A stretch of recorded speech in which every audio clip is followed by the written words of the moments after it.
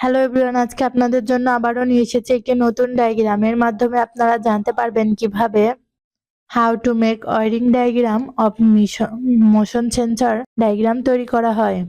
চলুন দেখে নিই কিভাবে তৈরি করা হয়।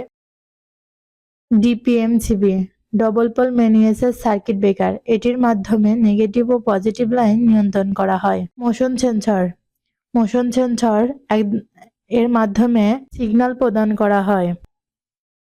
লাইট, এটি আমাদের আলো প্রদান করে। পজিটিভ লাইন ডিপিএমসিবি তে কানেকশন দেওয়া হলো।